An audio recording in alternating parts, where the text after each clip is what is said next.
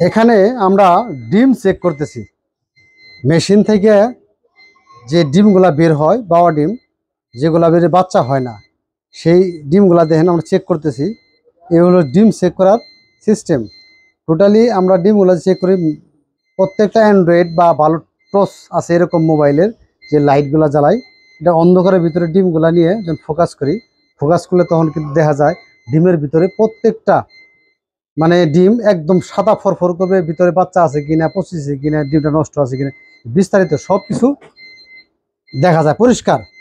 যারা ইনকিউবেটর চালান, আজকে ইনকিউবেটরের নিয়ে কিছু কথা বলবো। আজকে অনেক কিছু দেখানোর চেষ্টা করব। গরমকালে ইনকিউবেটরের ডিম কেন নষ্ট হয়, বাচ্চা কেন নষ্ট হয়, সে বিষয় বলার চেষ্টা করব। এই যে দেখেন, এটা আমাদের টোটালি একটা 2000 ক্যাপাসিটির ইনকিউবেটর। এখানে টেম্পারেচার আছে কত, 38.5 এবং 64 আছে। আসলে এটা রোদ্রের কারণে এরকম সুন্দর দেখা যাইতেছে না, তারপরে আমি আপনার বলে দেওয়ার চেষ্টা করতেছি। এটা হলো 38, এটা হলো 38.5, আর্দ্রতা আছে 63, নিচের সেট আপ আছে 37.5/60। আমার নিচের সেট আপ 37.5, উপরে আছে আমার 38.5 এবং 60। ডিমের কি ক্ষতি হবে এবং কেন হইলো সেই বিষয়ে আজকে বিস্তারিত কথা বলবো।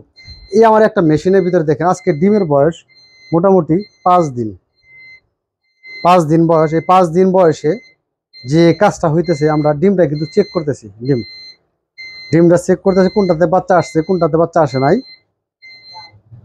এই যে দেখেন, এই যে সেম ডিমগুলা চেক করে বের করছে। অল্প কিছু ডিম বাবা বেরোইছে, এরপরে আরো ভালো সূক্ষ্মভাবে আমরা চেক করতেছি এগুলা ভিতরে বাচ্চা আছে কিনা, এরকম মিস্টেক হইলো কিনা। হ্যাঁ, আজকে 5 দিন বয়স।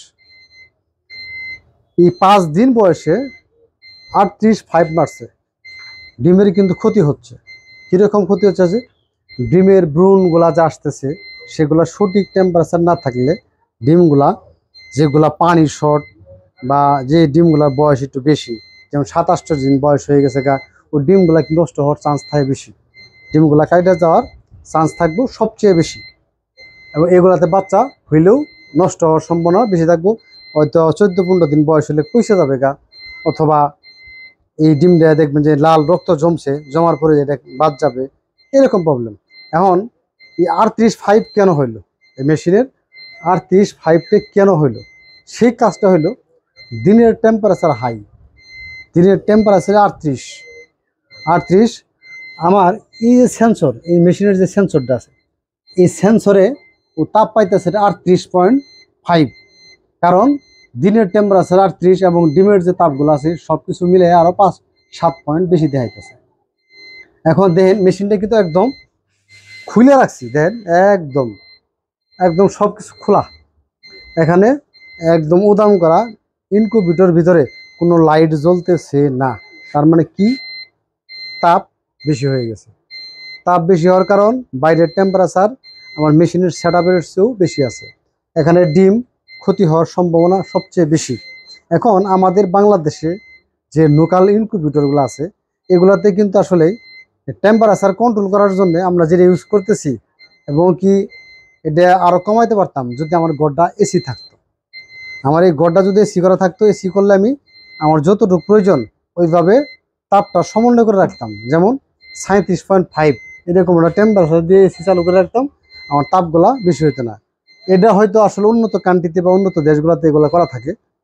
ওরা যে রুমগুলো আছে গরমের দিনে ডিমগুলা সঠিকভাবে রাখার জন্যে এই রুমগুলো এসি করে থাকে, এবং ডিমগুলো যাতে নষ্ট না হয়, সঠিকভাবে যেন বাচ্চাগুলো বের হয়, এরকম কিছু করে থাকে। এটা আসলে আমাদের বাংলাদেশে এরকম লাগে না। আমরা ওইটা মোটামুটি যাই কিছু নষ্ট বিষ্ট হোক ওগুলা মাইনে নেই, ওগুলার জন্য আসলে আপত্তি করি না, সেই জন্য প্রয়োজন হয় না। আর এগুলো করা তো ব্যয়বহুল খরচ, এত খরচ করে এটা আমার কাছে যুক্তিসঙ্গত না। যুক্তিসঙ্গত হইলেও আর্থিকভাবে অনেকটা ক্ষতিগ্রস্ত হওয়া লাগে দেখ করি না। এই যে ডিম, এখানে 200 ডিমের থেকে মোটামুটি প্রায় 300-র মতো বাবা বেরিয়েছে। আমাদের এগুলো পিওর দেশি, কিন্তু পিওর দেশি। এখন 300-র মতো বাচ্চা এর বাবা গেছে, আর বাদ বাকিগুলো বাচ্চা হবে না। বাচ্চা এর মধ্যে করে 1-150 ডিম পচা বের হবে, যেগুলা টেম্পারেচারের কারণে কাটছে। সেই বিষয়গুলা লক্ষ্য করতে হবে, এবং ওই ডিমগুলা বাদ দিতে হবে। লাস্টে বাচ্চাগুলা যেটি বের হবো ওরই ইনশাল্লাহ। যাই হোক, আর এই বিষয়ে যদি কোনো প্রশ্ন থাকে তাহলে আমাদের প্রশ্ন করবেন, আমরা বুঝিয়ে দেওয়ার চেষ্টা করবো।